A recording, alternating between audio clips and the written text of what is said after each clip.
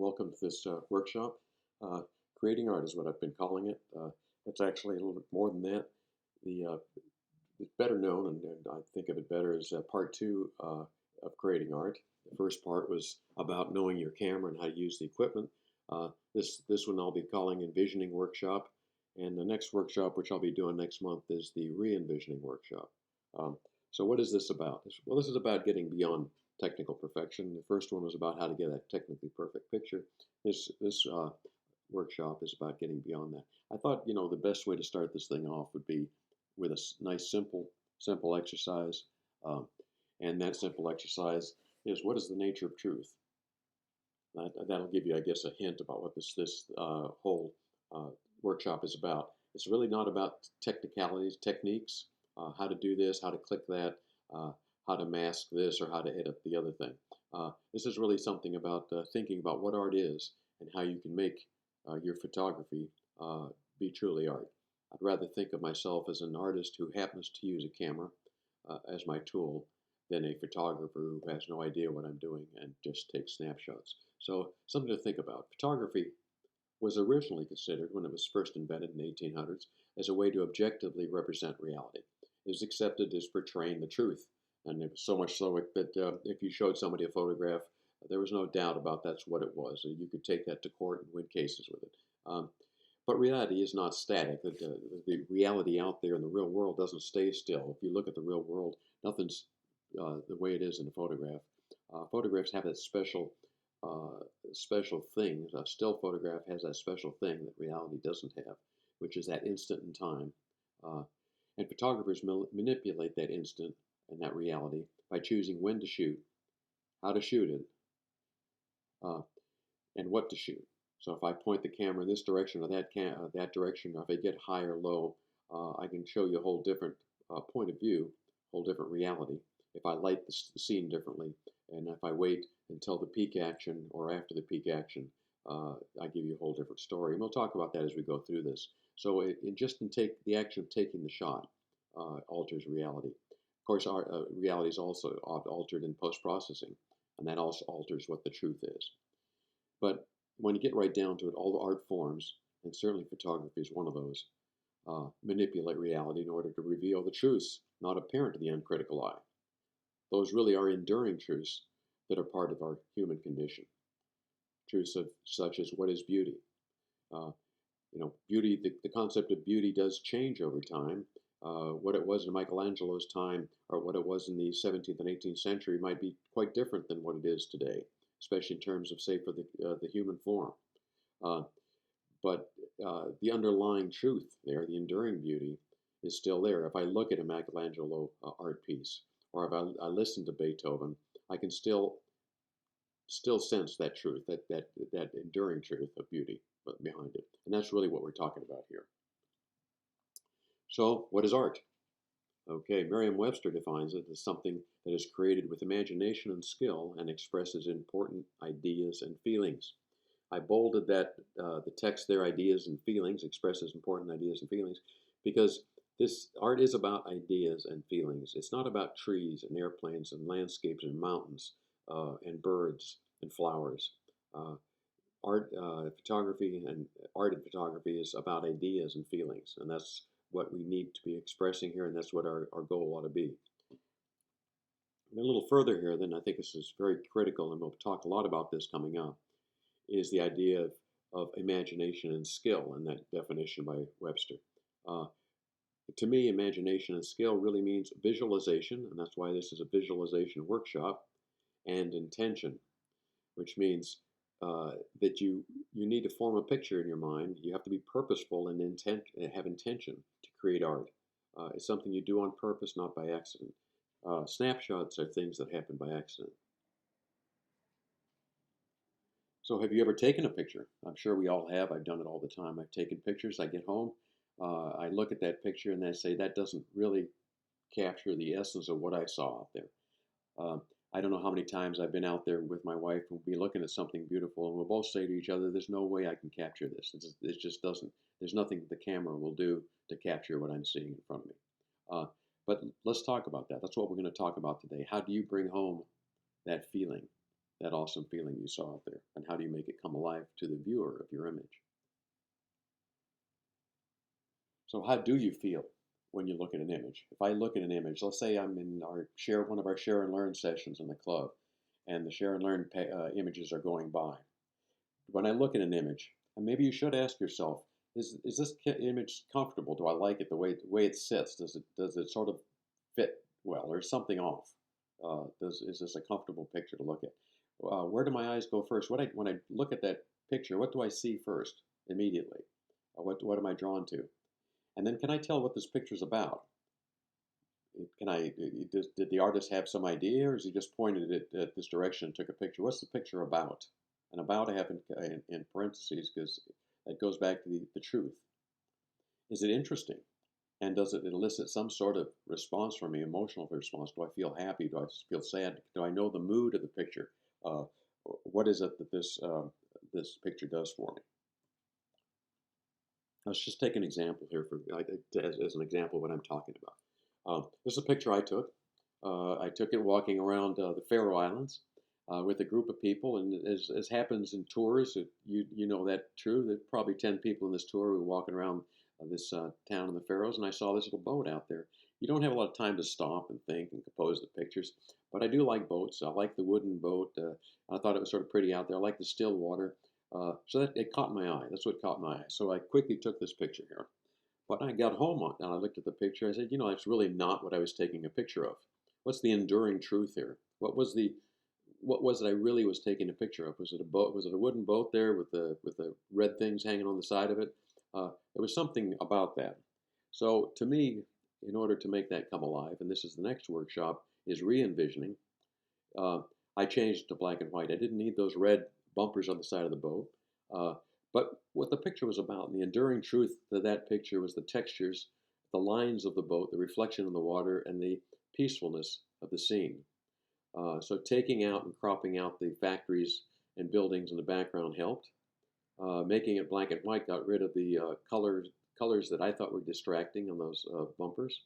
I emphasized the texture of the wood in the boat and the lines of the boat.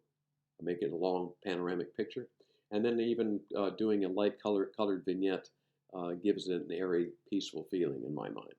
So that's what it was about. The enduring truth for me in that picture was this and not the previous picture. One of the things I ask myself a lot of times about pictures when I don't know quite what it is about the picture, you ask a simple question. Do this to yourself. Would I take the picture and frame it? Would I pay the money to take this over and have it put on a nice print? And then would I pay the money to go have this framed nicely and hang it on my wall and show people coming in the house? Or would this one look better? Would that one look better? And frankly to me, for some reason, for my own personal taste, the ones I hang on the wall are usually black and white. Doesn't say anything about that's what you need to do. But for me, that's what I ended up doing, and that's what I find a lot. So just ask yourself, would I hang this on the wall? That might answer your question right away. So let's talk about visualization. This is the intention we talked about originally. What's the intention? And in order to do anything, you need to visualize. Minor White was a photographer earlier this last century. That sounds so terrible. 1900s. Said one should not only photograph things for what they are, but for what else they are. That goes back to the original thing of what the truth is. When you photograph something, what are you photographing? A mountain? Or are you photographing something else that mountain is or means to you? That visualization, I tie it in with 3 workshops. One was know your camera. And the question you ask there is, what are the camera settings I have to set my camera at to achieve my vision? What do I see out there, and how do I have to set my camera to achieve that vision? That's pretty technical, usually. How do I set the exposure, f-stop, speed, and all that to get the effect I want in the picture so that I can start off the process of creating art? Next, we get to this workshop, which up to this point has been called Creating Art, which is probably better called the Envisioning Workshop, is how do I arrange the elements in that scene that I have my camera pointed at to tell a story? What is the story I'm trying to tell, and how best can I tell it by arranging the elements and the lighting, etc. We'll talk about what these elements are, because there's many of them, And how can I arrange those elements to make the story come across? And then finally, I'll have another workshop coming up, which will be called the Re-Envisioning Workshop, which says, how do I bring my vision to life?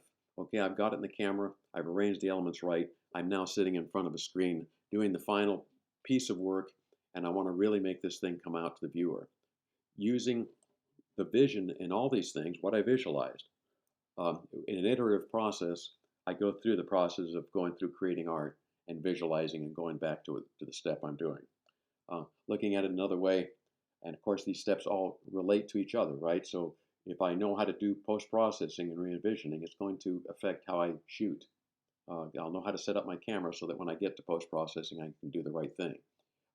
Also creating art and knowing my camera. As I work the scene and work around, I might have to reset and set my camera up as I recompose and compose. So these things do impact each other. Intentional photography then. Intentional photography is about using this learning cycle, if you will. And you'll notice I have the little circles over there called PDCA. If you're an aficionado of Deming and quality, you'll know that's plan, do, check, act. It's his learning cycle. First, you plan intentionally to do something. You have a hypothesis or you have an idea. You carry out your plan. You do it. Then you check against your vision, your visualization. What is it I did? Did I achieve my goal or not? Then you act. You learn. You do something like, well, I didn't do this. I need to increase exposure or decrease the shutter speed, or I need to go right or left or get high or low on the picture. So you change. So that little plan, do, check, act cycle affects the entire thing. You work the scene and you edit with intention and you set up with the final goal in mind. So you study the work of others to get inspiration. That's important. You're not in this world alone. There's been millions of photographers before you and millions of artists before you who've done good work, and they've achieved fame through their work, and there's a reason for that. They have found that truth that we're looking for. So look at others for inspiration. Look for the truth in their pictures. Form a mental image before you take that picture. What is it you think you're taking a picture of? What picture do you want it to look like? What is the truth that you're looking for? And then anticipate. And this is important. Anticipate and look for the peak moment, because as we talked about before, reality is not static. Reality changes. It changes all the time. But when you click that shutter, you freeze reality. So the reality will look best at some point and look worst at other. But I mean, worst or best, the story will tell itself best at one point or tell itself worse in another. So wait for the peak moment when the story is the best. That might be a sunrise or a sunset. That might be somebody jumping over a rock and they're flying through the air. I mean, what is it that the peak moment is that tells the story? And more importantly, once you've taken the picture, do this repeatedly. Critique your own results against that vision. If you don't have a vision in the first place, it's hard to critique it. So start off with a mental image, right? Then you can critique against that mental image. Look at the results. Did this get to is this what I visualized? And then always accept, and then change and improve, obviously. But then accept the fact that there's always a creativity gap, and it will always be there. You will never close the gap, but persist, and keep going and close that gap. So that's visualization. That's the beginning and ending point of photography. 3 workshops we talked about here: Know Your Camera, the Creating Art or Envisioning Workshop, and then the Re-Envisioning Workshop on the right. In the first workshop, we talked about exposure, focus, and color. We won't talk about that here. This workshop, we're going to talk about the subject, what drew your attention in, and how we can make that stand out. Basically, we'll talk about balance. We'll talk about does the image flow, and how does it feel? Does it feel awkward? Does it feel right? And why is that? Because there's compositional rules. And I use the word rules here in a general sense. Doesn't mean you have to follow every rule. But the rules are there because they've been developed over time, and they work. So how can I arrange the compositional elements, and we'll talk about what those elements are, to achieve balance and harmony so that people enjoy your picture and can relate to the picture. And the relation is important because that's where story comes in. How the viewer experience your image. How do people see things? How do they experience when a human looks at something? How do they see it? How do they experience it? That gets pretty technical and gets pretty far into it. We'll skim on that subject. The research I've done on this has been into doctoral theses and things like that that get very deep. So that piece there is a pretty deep subject, but we will skim on it. And then how can we get our story across to the viewer?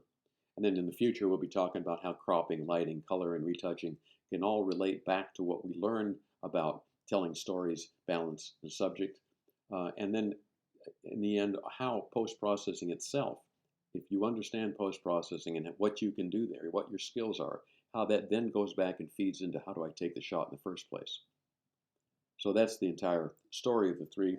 Let's get on to the envisioning workshop. Okay, let's start off here with a picture my wife took. And it's a sad thing, but my wife always takes the best pictures. And this was taken with an iPhone in Myanmar. It's one of the favorite pictures I have, and I use this all the time as an example of art. My wife doesn't like to think of herself as an artist, but she does have a good eye.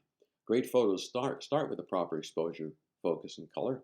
And luckily, this was an iPhone, and my wife, not being a great photographer herself, does great with the iPhone. But it does become art, and even iPhone art can become art if it draws the viewer in and causes you to react to it. And those three boys there in that picture certainly do that for me. Their faces. You talk about the right things. There's a lot right with this picture here. A lot right. We can talk about the rule of thirds, and we will talk about that later on. There's even called a rule of odds, which we'll talk about. Subject emphasis. How do you emphasize a subject? We'll talk about how to emphasize subject. In this case, look at the light on the kids' faces. Filling the frame. How do you identify the subject clearly? One of these techniques is filling the frame, and she did that. The kids are not even totally in the picture, but the important parts are their faces are in the frame. And then peak moment. Absolutely peak moment. Look at the eyes in the kid on the right. Look at all their eyes. They're obviously looking out the window, but it just couldn't have been a better moment. And then context and story. Just tell a story. There's enough in this picture for context. Of course, the robes the kids are wearing themselves tell a story. They're monks in Myanmar. On the walls, the scrapings on the walls and the rough-looking surrounding. This is a rough area. The background board, a bulletin board, and even the kid on the right, whose head is barely in the picture and is writing on paper, tells you this is a schoolroom. So there's a context and there's story here. Love the picture. So let's talk a little bit about subject. We talked about the kids in the previous picture. What drew your attention to the scene? And how can you make that stand out? I'm sure my wife, when she looked at those kids looking out of a window in the schoolroom, immediately just saw their faces and loved them, and that's the reason she took the picture. That's what drew her to the scene, and she captured those faces exactly. So what drew her to the scene is what she captured, the faces.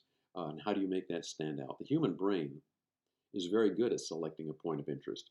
When she looked at that picture, at that window, or if I look at a scene, in a mountain scene, I can weed out and filter out any extraneous details. You can see if something's hanging in, a branch is overhanging, or there's a ugly garbage can, or some telephone wires. My own eyes and my brain will filter that scene, and I will see through all that to the beauty behind it.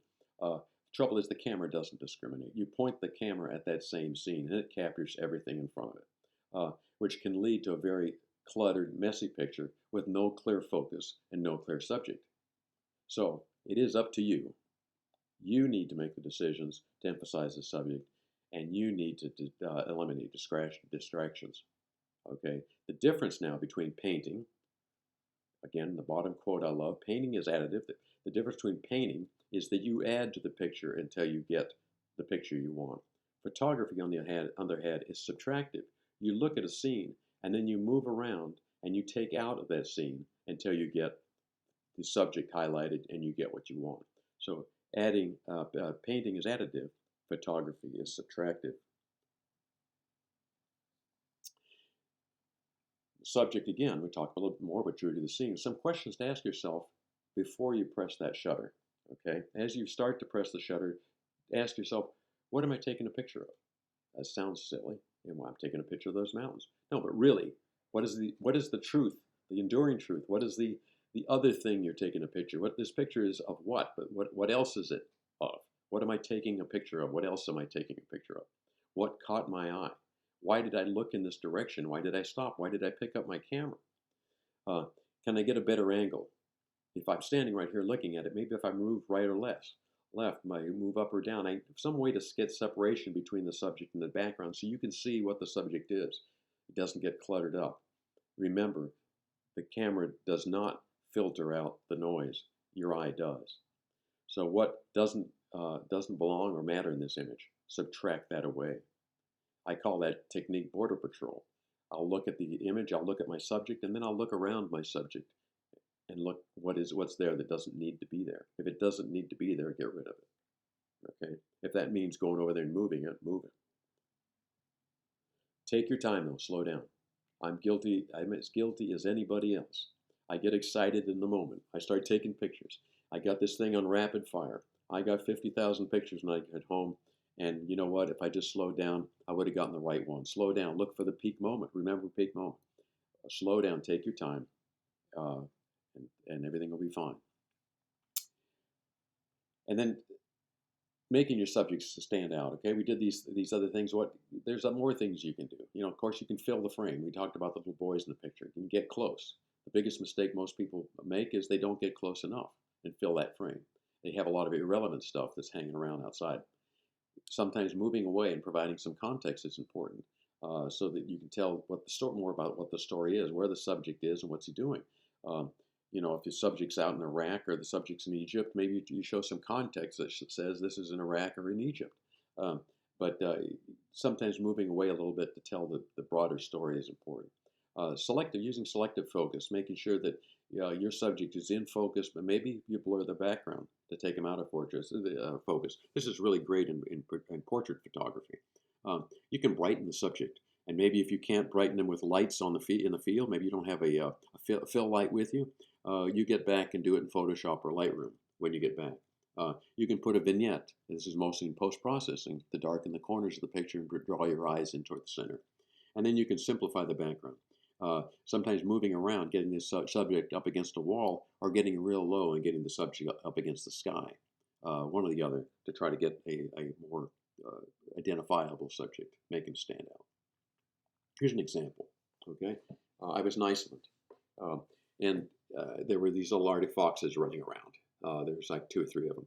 And they were running all over the place, and there was other tourists in this area, and they were, of course, trying to take pictures of the foxes and running around after these little foxes. I decided I'd lay on my stomach and wait, okay? Because these foxes weren't going anywhere. They seemed to be enjoying the area and chasing around little things. So I did. I laid on my stomach. I got my long lens out.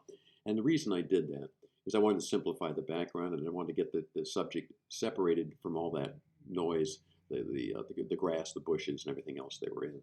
So I simplified the background quite a bit. Then, of course, I used a 70 to 200 lens so I could fill the frame, zoom in on them, and make them look as close as possible. Although this guy came right up on me when I was taking the picture, I probably could have used a wide angle on him. This was zoomed in some. And the other reason I did that is that 70-200 frame does a great job of blurring the background. Okay, so it's using the 2.8 while opening up wide, blurred the background so you don't see a lot of other noise. You just see the fox. So separation was what I was looking for. My point of view is down on my stomach. That's an example of what I mean by bringing the subject out. I could have taken him from standing position, pointing down, and you would have seen a couple of cute foxes running around. This is, to me, a lot better. So we talked about subject. Let's talk a little bit about story and how humans actually perceive what they see. How will the viewer experience your image, and how can we get that story across? It's a complex topic, though. Let me tell you that. I've done a lot of research. And one of the interesting things is that art is really an extension of our conscious mind. Our mind enjoys understandable presentations. It enjoys things it can understand, and it's disturbed by unresolved sensations. Okay, what does this mean simply? It means if your picture is out of balance, or your picture doesn't tell the right stories, or the leading lines in the pictures don't lead to the right things, or get the viewer interested, they will quickly turn your picture over. If you're on Facebook, it gets a half-second look. If you're on, but a good picture will cause the viewer to stop. They'll enjoy it. Your mind will, obviously, everything's in balance, everything's as it should be, they'll quickly stop and look at the picture. So you've got to capture their ideas or their attention. Uh, our conscious mind is initially stimulated by light. That's just the way it is. Through the years of evolution, humans have learned to look first where it's brightest, and that's just what we do. We respond more to contrast than absolute light level. So if there's something that's very contrasty, our eyes will tend to go there too. It might be a dark contrast against a light background. Our eyes will naturally go to the first perceived and brightest part of the image. So that's something to think about when you light your subjects. Okay, if you have a subject, it should be well lit. Okay. Next, visual information. After you found the brightest spot, then visual information then is organized into lines, edges, and corners. The thesis I read on this whole thing was probably about 30 pages long, and trying to put it on one slide is pretty difficult. But the visual information is organized into lines, edges, and corners. And what that really means is your photograph is full of, whether you know it or not, different lines. That it could be clouds in a line, it could be light beams, it could be a fence post, whatever. And those lines lead the human eye around the image and looking for lines and boundaries. And it'll respond mostly to lines that are in the middle of the picture. It doesn't mean it doesn't respond to lines that are off the side, but vertical lines in the middle of the picture really grab somebody's eye. For example, if you have a road going off into the distance, if that road starts right in front of you and you see it winding off into the distance, your eye will tend to follow that road right down as it goes down to the distance. So humans generally start off by looking for what is brightest in the picture, and then they wander around your picture following lines in the picture. Just that's the basic learning there. There's a lot more. If you want to go do some reading on the internet, you can find some interesting things. But composition really is this is what it's all about. When humans look at something, they're looking at composition. They're saying, does the image feel right? Does it flow? Okay, and you should be asking yourself, how can I arrange the compositional elements so that within the frame of the picture, so that it means something to the picture? There are certain rules that are well known, and we'll talk about them here, as where to place the subject to achieve compositional balance. And compositional balance is achieved when the placement of all the elements in the picture with each other appear to be more stable and visually pleasing. Remember, we talked about how humans perceive visually pleasing. If it's visually pleasing, I'll tend to stop at the picture and look. And that's what you want people to do, stop and look. So let's just take a stop and look here. So what I'm doing on this picture here, my wife sitting on the end of a bench in Lake Houston. I'd gone out to take some pictures, and I came back and I found her sitting on this bench.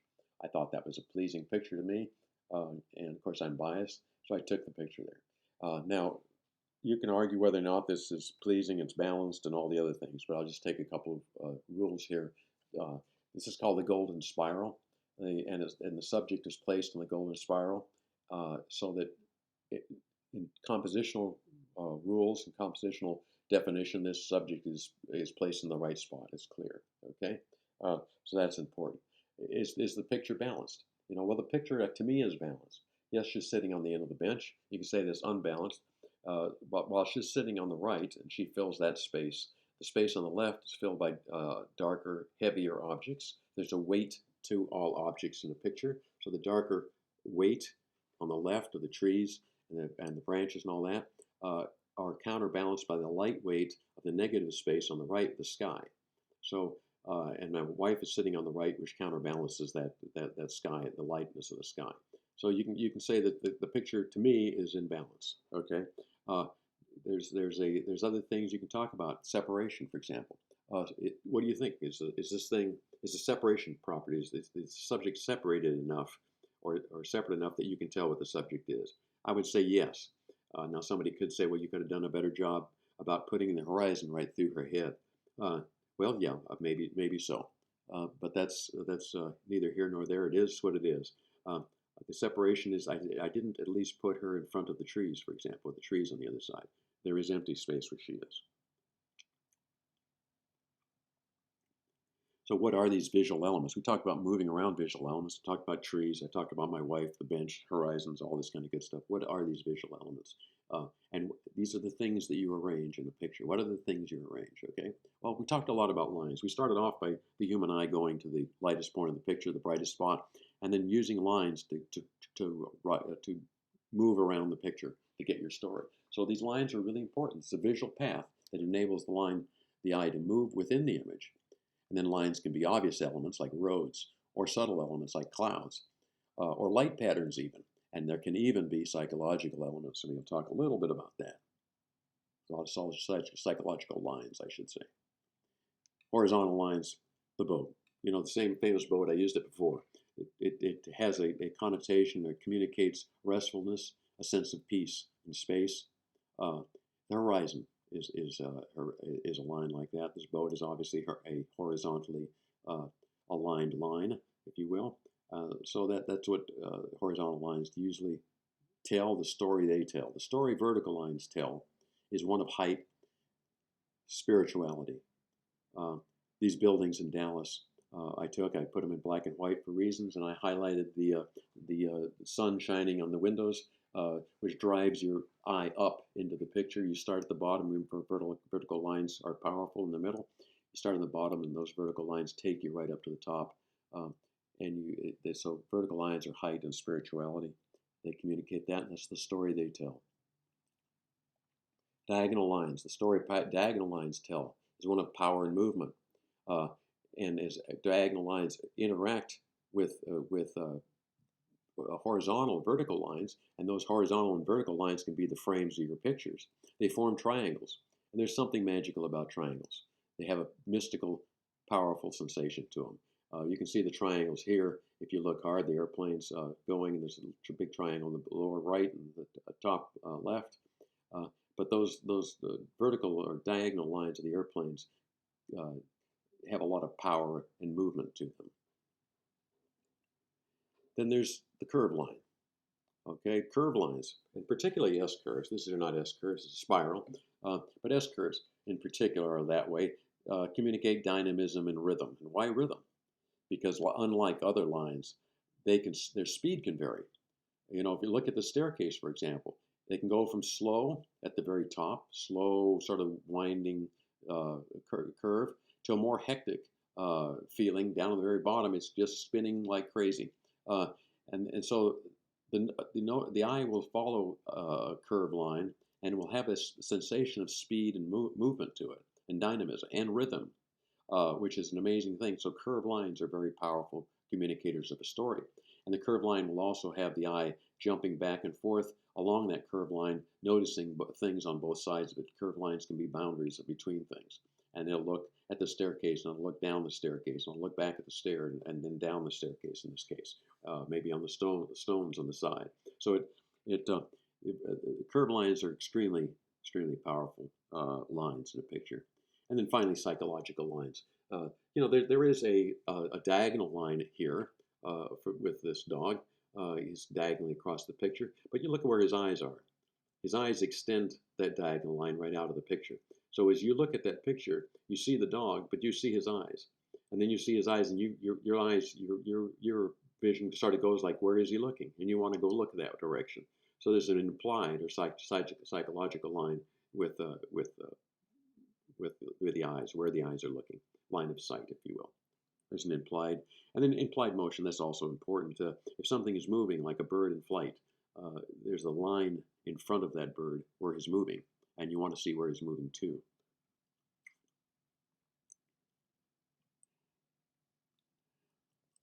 Let's continue with the visual elements. We talked about lines, okay, and lines being probably the most important, but space is also important. We looked at that picture of my wife before. The relationship of positive and negative space being empty space, and the weight of the elements in these spaces, okay, gives the picture balance and makes it feel awkward. So this picture to me is imbalance. Why is it imbalance? The rule of thirds. The fishermen on this lake in Myanmar, it's called Inle Lake. They fish with the net in his hand, and he rows the boat with his feet at the same time. This fisherman is in the rule of the crosshairs and rules of thirds, which we'll talk about later. So it gives the picture visual balance. The mountains on the left also, although they're light, balance out the fisherman on the right. There's a lot of empty space in this picture, which is fine. Pictures don't have to be cluttered up with a lot of nonsense. Shapes are really shapes or lines. Okay, the shapes are bordered by lines, but shapes define the edges of a space, whether geometric or organic. This is an opera house in Argentina, Buenos Aires, and it's the beautiful opera house, and shapes are interesting. They define borders and edges. For example, you can see the big central cupola there is very much a border. That's square borders. If you were down in that and this was coming up, you would have a hard time climbing out of that thing.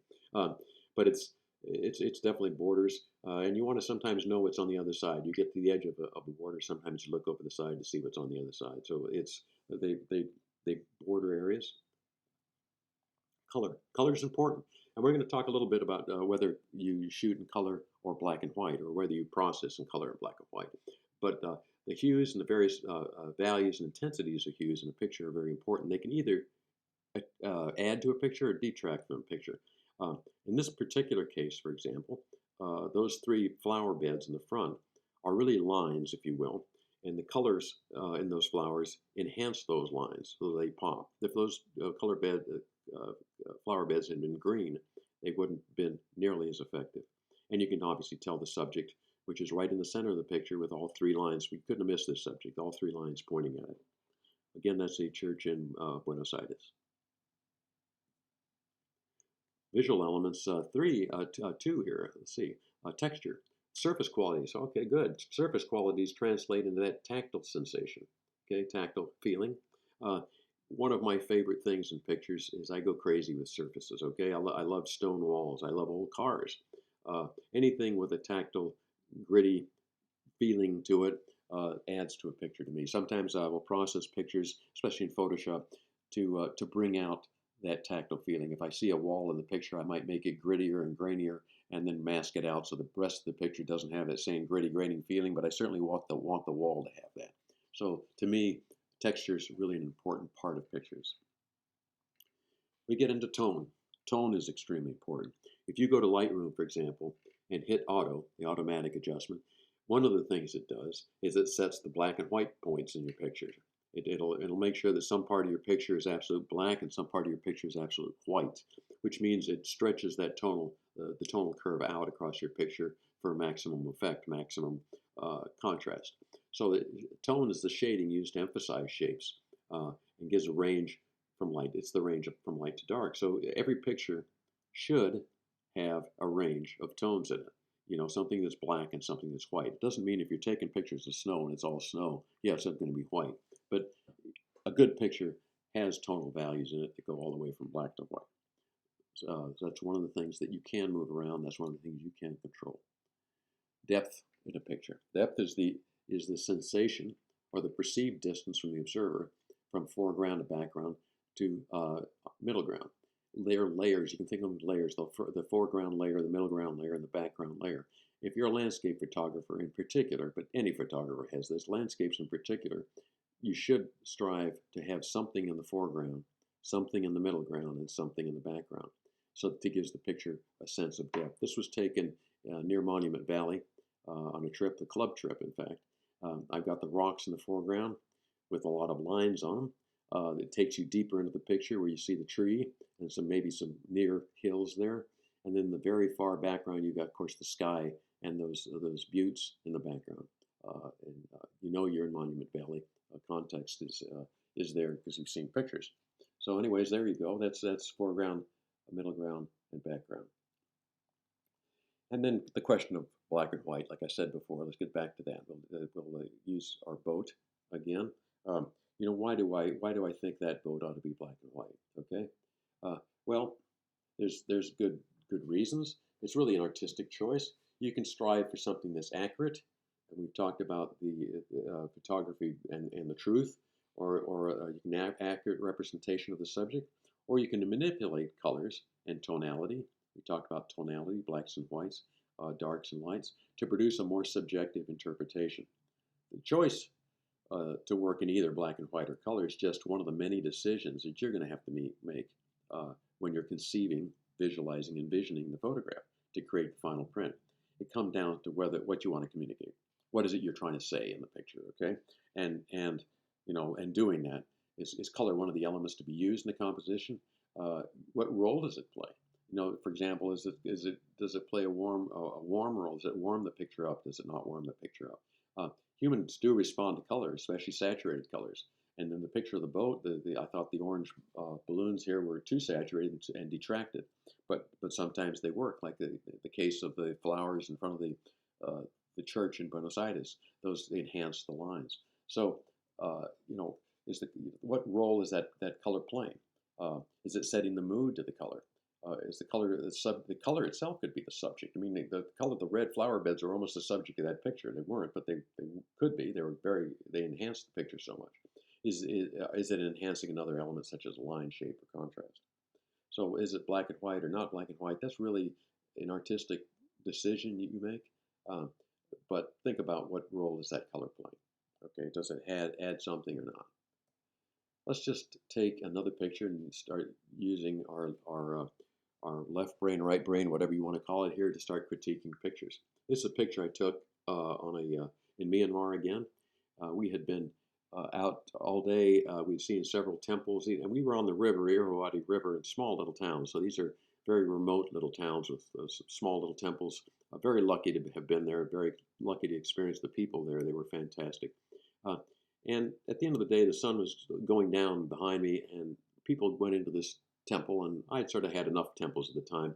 So I stayed outside, wanted to take some pictures out here because it was pretty. You can see the surroundings are quite nice. And as I looked around and the people had left me, and I was out there in the quiet, I looked and I saw these shoes lined up, and I decided to take the picture. So it is an interesting picture. If you let's look a little bit at the picture at lines, tones, textures, shapes, colors, depth, and ask ourselves, what do we see here? Well, since this is a recording and not a classroom, I won't ask for feedback here, but I will talk about what I see. Lines. I see lines, obviously. The shoes are all lined up, pointing one direction, all except maybe one shoe on the right there. They're all pointing. So if I just look at the shoes, there's all these little shoes pointing toward the stairs. The bricks, the circular brick steps, the first two steps, they're all pointing toward the center of the staircase going up, as the shoes are. And then you follow that staircase going up, and it goes up to the very top, and I see the door in the top, somebody in the door, and then I see lines going off left and right, the balconies. Okay, so there are lines in that picture, tones in the picture, very light to very dark. If I look in the very front of the picture, where the shoes are, i.e. the subject of the picture, it's light.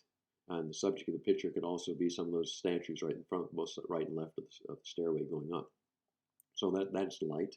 As I go back, in that doorway is very dark, very dark. So it gives me a sensation back there of it's a cool, dark place, and that's where it's all going. It gives me a sensation of mystery. Interesting. I don't know exactly what it is. There's enough up there to be somewhat interesting. I'm not sure what it is. I can go down the left-hand side. If I look at textures and colors and things like that, I can go down left and right. I can see little shapes and things. I'm not sure what they are exactly because they're darker. Those are tones. Textures all over the place here. The sandy, dirty, gritty, sort of earth tones in the front. The bricks are big textures. You see even the broken bricks and the broken mortar. The textures and the statues. This is, if it's nothing else, this is a picture of texture. Shapes, obviously the shapes of the statues are big. The red square sign on the right-hand side, the pointed roofs, and of course the shapes of the stairs themselves, and the arced shape of the bricked steps in the front. Colors, how do colors work in this picture? How do colors work? Could this be a black and white picture? It could be, but it wouldn't be the same thing. And the reason for that, the reason the colors work for me, is this color is earth tone. This picture is earth tone mostly, and most of it is earth tone. But those shoes, the subjects, stand out against the earth tone. So it has to be color. The shoes stand out. If this were black and white, the shoes would not stand out as much. So color does work. And then depth, foreground, the shoes and the dirt. Middle ground, the steps and the statues. In the background, we have the doors and the balconies. And then if my eye wanders around the picture, I start to see things that give me context. Obviously, I can see that it's a temple. It's not the United States, but I can see there's writing over there in the reddish maroon color sign over there that doesn't look American, that's for sure. So it's some foreign place, probably Asia. And I could start to see context. There's a basket over there, and there's things like that. So this picture has a lot going for it. You know, what's the primary subject? We talked about that. We talked about shoes, and the subject being basically the shoes and the stairs. Where do my eyes go? We talked about that also. I see the shoes are all pointing in one direction. That direction the stair steps would go up and go up to the balcony. So my eyes tend to go up there. They do stop and pause and look at those statues as I go up the stairs on the right and the left. And what's the story here? Well, if I didn't know anything about this and I hadn't already told you, the story is obviously there were a bunch of people here. There's some sort of building, temple that they went into, and they left their shoes out here. They must not be able to wear their shoes in the temple. Our guide, who was called Mojo, by the way, Mojo would stop in a place like this, and he'd turn around to us, and there were about 10 of us in the group, and he'd look at us, and he'd very slowly say, "Shoes off." And we'd all take our shoes off. So this is shoes off. That's the story. How do the colors work? We talked about that. It has to be color in my mind. You couldn't have this without color. The shoes themselves stand out against all the earth tones. And how does that image make you feel? Okay, to me, it makes me laugh a little bit. It's a little bit humorous. It's mysterious. It's got some mystery to it, but it's also humorous. There's a bunch of Westerners here with their fancy hiking shoes and gym shoes and all this stuff, and they had to take these things off, and I'm sure they were very uncomfortable going up those stairs with their bare feet on that ground, hoping they didn't get something biting them. So, storytelling. We did storytelling the last time. What is the story? How will the viewer experience your image? Okay, and how do we get the story across? To me, look, first of all, be patient. Look for the peak moment when your image will look its best. I could have taken pictures of these people taking off their shoes, but then the humor would have been gone probably because they. But look for the peak moment. The peak moment in the last picture was one of I was the only one there. The story told itself with the shoes told the story. All stories have a subject and make that visible. Make sure that your subject is known. Stories need to have a flow. They have a pace. They have a mood to them. So the coloring, the lighting, whether it be warm or cold, the viewer's eyes should move through the compositional elements. Okay, so you want the viewer to explore your picture before leaving the picture and getting out of the way. So don't just leave them out of the picture. Make sure there's enough interest there so the eye follows around. The basic rule is that dynamic pictures are better than static ones. A flat, static picture, the guy looks at it, 2 seconds later is out. You want somebody to actually spend more than 2 seconds looking at your picture. So let's talk about some of the rules of composition. We've danced around the subject up to this point quite a bit. Now let's talk about some of the rules. These rules of composition are rules, yes, but they're not something you need to follow without thought. They are good rules because they've been developed over thousands of years by hundreds of thousands of artists, and they work. Okay, if you look at some old paintings and some things like that, you'll find a lot of these rules at play.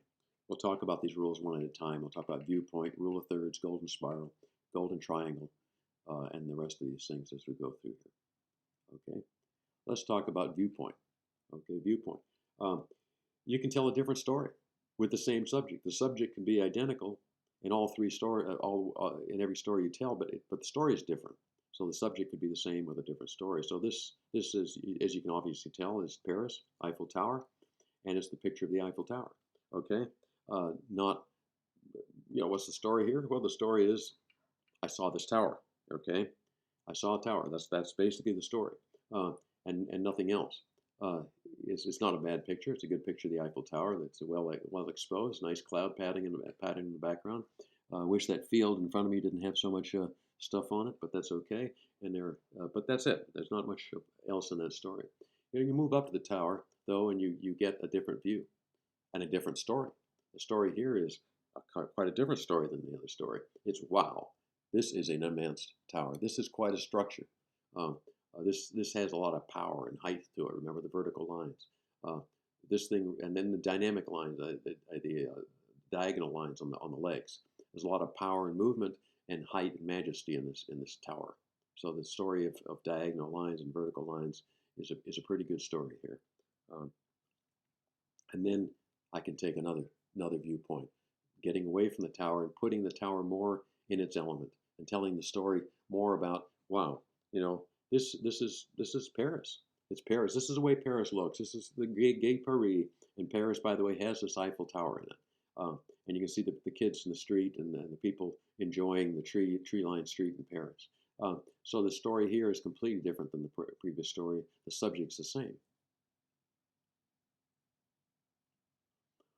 My wife has this habit of taking pictures of me when I'm down there trying different viewpoints. This was me in Stockholm, Sweden, trying to get the cobblestone streets to be part of my story.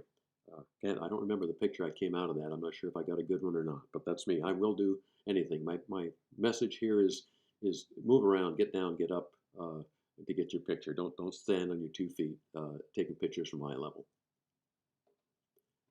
Rule of thirds. And I say rule of thirds in gold. The golden rules are closely aligned with this. These rules, rule of thirds, the golden triangle, and the golden spiral, you'll find in a lot of cameras will have them. The iPhone certainly has the rule of thirds in it. If you go to Lightroom and you go to Photoshop, you'll also find the crop tool has these rules built into them, okay? This particular rule, and this picture was taken in Iceland. It's a little church out in the country in northern Iceland. And I put it on the rule of thirds. The rule of thirds is essentially obviously a hash tic-tac-toe marks across the picture. Where those little lines cross is where the subjects should be. Okay, in this particular case, I've got the church and then the farm implement in the back in the foreground, and I've got them right where they belong. And that's not by accident. It's on purpose. I tried to do it that way, but I also cropped the picture a bit to make sure it was that way in post-processing. And so this is basically the rule of thirds. There is a bonus to this rule. Remember we talked about implied lines, right? What's the implied line here? Can you tell? Okay, the implied line, the bonus rule. The church is facing or looking right, okay? So I left some room in front of the church so it could look into that space. If I had composed the church on the right hash mark instead of the left hash mark, the church would have been crowded up against the right border of the picture and been looking into the right border of the picture, and I would have been looking at the backside or side of the church. This to me is a more comfortable composition because I'm giving the church, and I'm using the implied line of where that church is, some space, okay? Now you might think that's silly with a church, but it's the way I think. Maybe that's crazy. Okay, rule of thirds. This is one of the golden rules. It's a golden triangle. It's useful for pictures of diagonals. Here's a summary from Wikipedia. The rule of thirds is a rule of thumb or guideline which applies to the process of composing visual images such as designs, films, paintings, and photographs. Now you heard Siri's response, and I'll just leave that in there. Siri responded very well to what this is. I hope Siri will now be quiet. Anyways, I'm working with an Apple machine, so that sometimes you have some benefits. The golden triangle is useful for images with diagonals, and this picture has a strong diagonal in it. The way it works is you draw a diagonal line from one corner to the other, either the top left or the bottom right, or the bottom right or the bottom left, the top right, whatever. And then the other lines are drawn 90 degrees perpendicular to that first line up to the other corners. Okay. And the rule states basically that the diagonals should lie along those lines. And the triangles, if there's triangular forms or triangular areas in the picture, should be fit within those triangles. Okay. You can see here, for example, the log lies along the long line in the middle. There's a triangle formed by branches going down that other line. Okay. And you could say there's a triangular space below that line. It works pretty good. This picture is not perfect, but that's the idea. Okay, so if you're working with diagonals, think a little bit in those terms. Okay, the next one is called the golden spiral. This golden spiral was developed using the Fibonacci sequence. Fibonacci sequence is essentially when you get one number, add it to the next, then add it to the next. For example, 1 plus 1 is 2. 2 plus 1 is 3. 3 plus 2 is 5. 5 plus 3 is 8. So the numbers progress in that sequence, and you'll see the Fibonacci goes up from 8 to 5 to 13, 21, 35, and the space under that part of the curve defines the curve. Now you think, why math, and why does this rule work? Well, it just so happens that the Fibonacci sequence and the golden spiral happens in nature quite a bit. If you look at a seashell conch, for example, and other things, the Fibonacci sequence is a very common sequence in nature, and it fits the human eye quite well. This cat is sitting on the Fibonacci spiral, perfectly sat. My wife in the other picture was also. And you can find these rules, like I said, in Lightroom and Photoshop. If in Lightroom, you go to the crop tool by pressing R, you press O after that, and it'll bring up one of these rules, either the rule of third, the golden triangle, or the golden spiral, and then you can press Shift O, and it'll cycle through that circle so that the golden spiral, for example, will cycle around and be in different places on your picture, depending on the orientation of the picture. Same thing with Photoshop. So they're shortcut keys there also. Now let's go on to the next rule. Rule of thirds? No, I didn't do rule of thirds here. That looks like the horizon's right in the middle. So what rule is this, and why does this picture work? Okay. Well, symmetry. You know, this symmetry worked quite well in buildings and roads, and you know, their buildings and roads are really the best place they work, but they also work where you have a lot of reflections. Subjects like this one here, where the reflection of the mountains and the water, you want to put that horizon right where you get the upper half of the picture and the lower half of the picture being almost identical and reflecting on each other. So I put the horizon right in the middle and compose this picture with the horizontal symmetry, okay? You could argue that there's some potential vertical symmetry here too, because the subject, the mountains and the waterfall, are right in the middle of the picture, and the water itself down below, the reflection of the water, is almost forming a triangle or a V shape pointing with lines again at that waterfall, and it's symmetrical basically, also very close to symmetrical. So you could say this picture is even vertical symmetrical. More rules here. The rule of odds. We talked about the rule of odds before with the 3 kids my wife took before. These are 5 kids in that same school. And look at that. They got their 2 fingers up, and the one guy's doing another sign, which I'm not sure what it means. But these kids were fantastic. I mean, they were absolutely great. The little girls are the ones in the pink. Little boys are the darker colors. These are monks and nuns in the Buddhist school in Myanmar. And that's the rule of odds. And the reason the rule of odds works is it's more comfortable. The eye is more comfortable. Pictures are better balanced, usually with an odd number than an even number of subjects. Okay, so this is 5. That's a better composition than it had if it were 4, for example. Space. The rule of space on the right-hand side. Remember those implied lines. Those jets are flying to the right, left to right. The implied line in front of them is where they're going. Okay, they're going to crash into the side of the mountain if we don't do something quick. So don't ever compose things that are moving like jets or birds or even things that are looking. Don't have them look right at the edge of the composition. Okay, those jets should be placed very much to the left of this picture. So watch out. Be careful what you're doing. Like, orientation does matter on pictures, whether you do it landscape or portrait. Portrait obviously being what's used in portraits. That dog on the left, that's not a dog, that's a wolf. The wolf on the left is in portrait mode. Of course, the landscape on the right is also in portrait mode. Now, why would I do a landscape in portrait mode? Again, it's a choice of composition. I was trying to get the river, which is a vertical line going up the middle of the picture, as the main subject, and I wanted that to be the subject. I didn't want it to be spread out. There's a lot of, again, get rid of things that are non-essential. To me, the subject was the river. Non-essential was a lot of trees and forests on either side of the river. Yes, they were pretty, but I was trying to get the river. So that's, orientation does matter, and if you have to turn the camera in order to crop out the non-essential, turn the camera. So more rules of composition. We've gone through some of them. Framing, we'll talk about framing. You can frame with a lot of different things, branches, columns, etc. Leading lines. We talk a lot about leading lines. We'll skim over this quite a bit, but lines are being one of the most important things in an image. And layers, especially in landscapes. We talked about this a little bit, foreground, middle ground, and background. This is an example of framing, for example. This is East End Park near me. Framed this bench, which is the subject, and you can tell with the light, that's obviously the light, your eye goes first to that light. That's the subject. It's framed with these trees. So it's pretty much where your eyes go. Layers, foreground, middle ground, background. Again, this picture here is an example of that. In the foreground, very clear, you have these branches.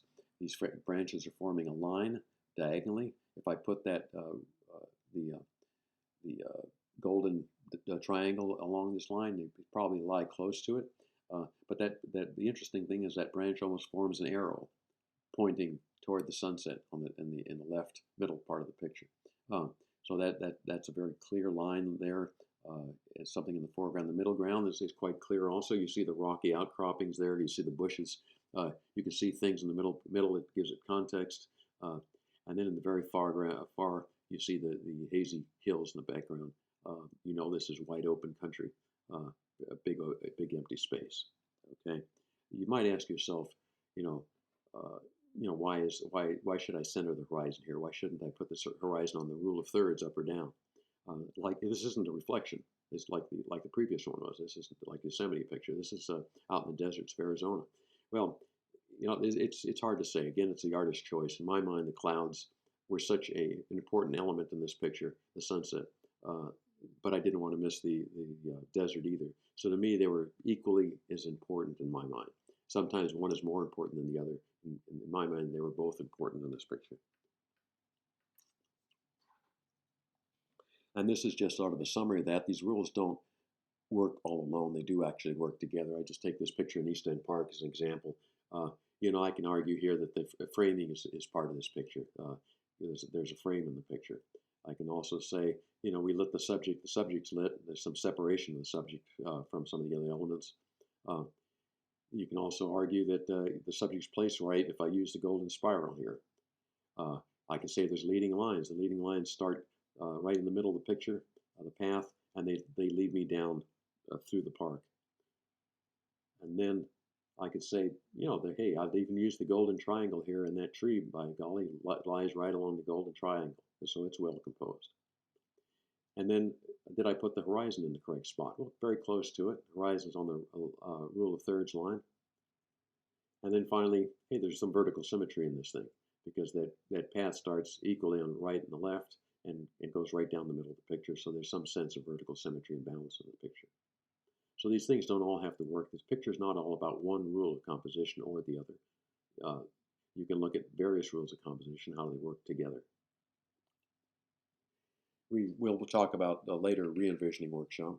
This picture here is just sort of an illustration of that. I've got a waterfall. Sometimes you get pictures that are pretty darn good, but you'll never be back to this place. The lighting is not exactly right, and you really can't get the story here. There's too much to it. There's not enough in the foreground, background, everything else. But there are things you can do to at least make it pop some and make the picture come out. So we'll talk about what you do to re-envision an image and bring out light in certain areas of the image to draw your eye in and carry you through the image.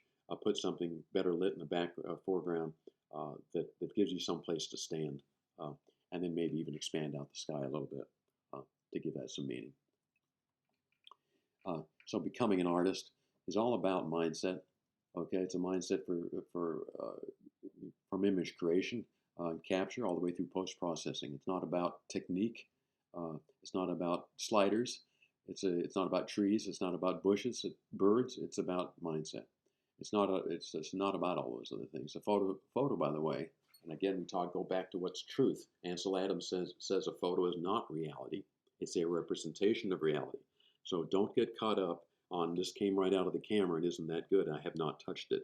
This is the way it looked like. It doesn't look like that. You made choices when you took the picture of what you took the picture of, how you took it, where you stood. So you were already altering reality. Go ahead with your vision. Continue that process and finish it up. Are you a photographer or are you an artist who just happens to use a camera? Ask yourself that. When somebody says, what are you? What do you like to do? Do you describe yourself as a photographer or you describe yourself as an artist? There is a difference. So your job as an artist is to invoke emotions and do so quickly because people don't look at pictures for very long.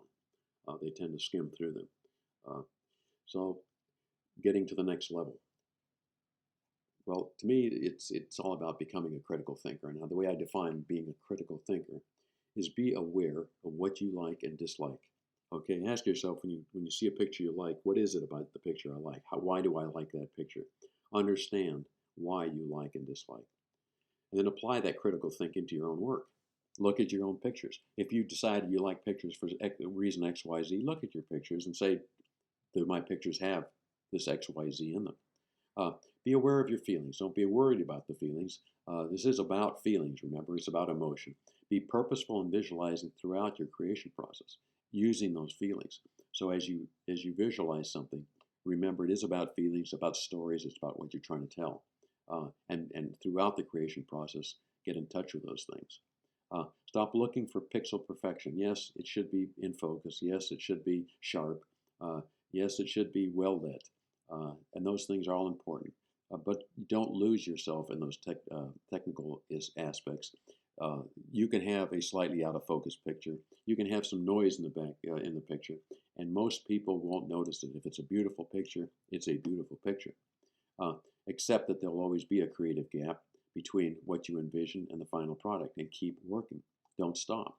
Be aware of compositional rules, but don't obsess about them. Remember, these are rules, and I do have them in quotes there. But don't obsess about the rules. Be aware that they're there and use those rules because they do work. But don't obsess about them. You can't break them. Don't shy away from post-processing. I love post-processing. I preach this all the time. Recompose, relight, and re-envision your pictures when you get home. Use that vision to say, how close did I get? And then ask yourself, can I get closer by doing something in post? Okay? Do not shy away from post-processing.